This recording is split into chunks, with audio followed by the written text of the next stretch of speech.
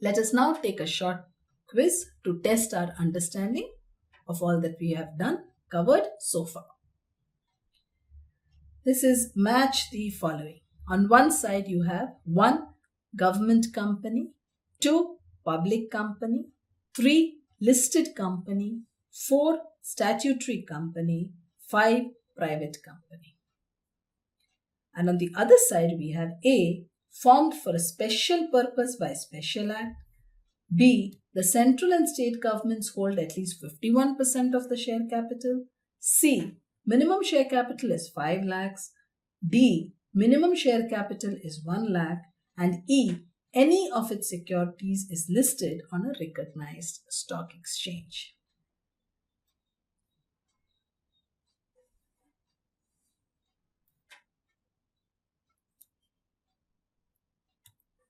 Government company, the central and state governments hold at least 51%, should be 1B. Public company has a minimum share capital of 5 lakhs, should be right. So 1B, 2C, 3 is a listed company. What is a listed company? Where any of its securities is listed on a recognized stock exchange. So that's E.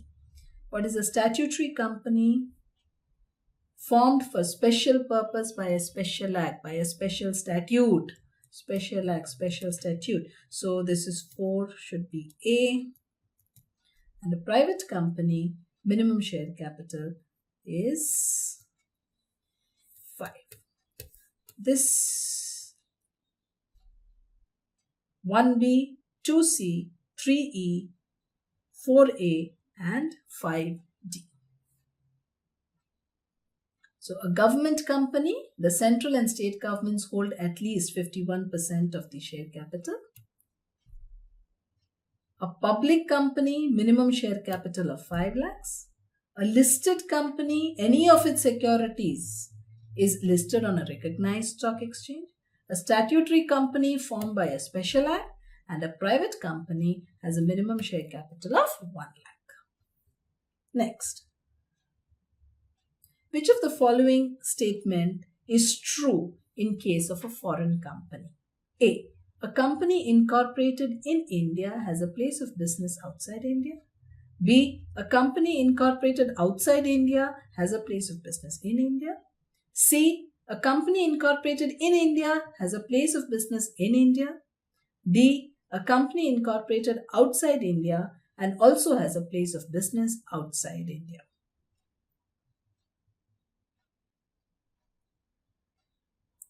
What is the definition of a foreign company? A company which is incorporated outside India with a place of business in India.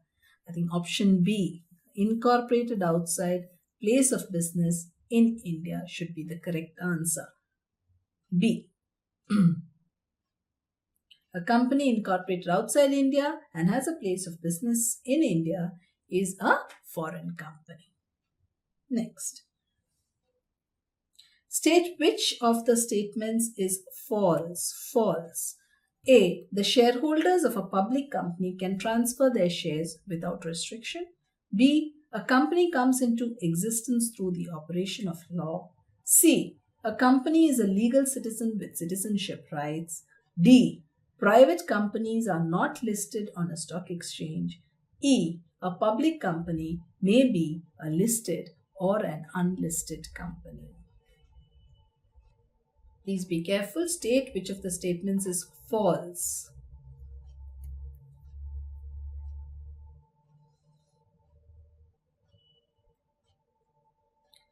The shareholders of a public company can transfer their shares without restriction is true. A company comes into existence through the operation of law. True. Either there's a statute or a Companies Act. A company is a legal citizen with citizen. No, it's a separate legal entity, but it is not. It does not have any citizenship rights. Please remember, a company has perpetual succession. A company has its own name. It has a separate legal entity. It has a seal, a common seal. But it is not a legal citizen. It does not have citizenship rights. Let's quickly go through the other two sentences also. Private companies are not listed on a stock exchange. That is true.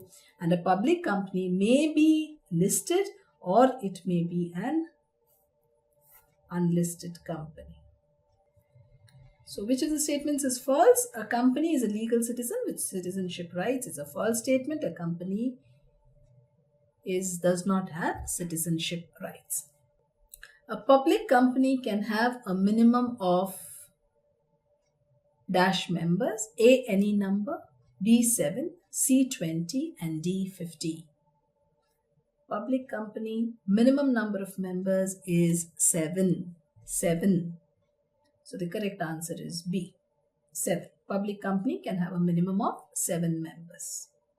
Final accounts of a company were prepared according to dash of Companies Act 1956 and now as per dash of Companies Act 2013. Final accounts of a company were prepared as per dash of Companies Act 1956 and now as per dash of Companies Act 2013. A. Schedule 4, Schedule 3. B. Schedule 5, Schedule 2. C. Schedule 6, Schedule 3. D. Schedule 7, Schedule 1.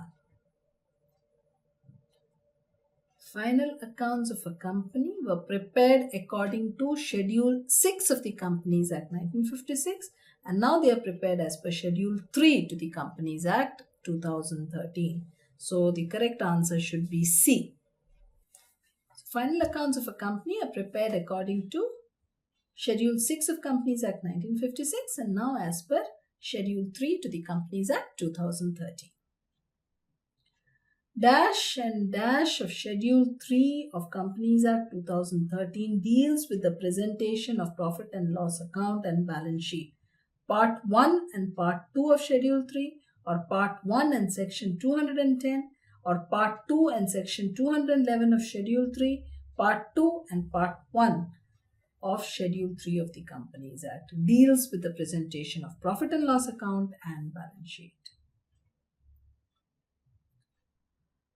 Part 2 deals with profit and loss. Part 1 deals with balance sheet of Schedule 3 to the Companies Act 2013. So the correct answer should be D. D should be the correct answer.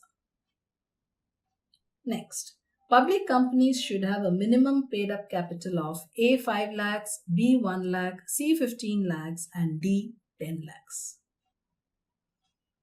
Public companies should have a minimum paid up capital of 5 lakhs. So the correct answer should be A. Public companies should have a minimum paid up capital of 5 lakhs.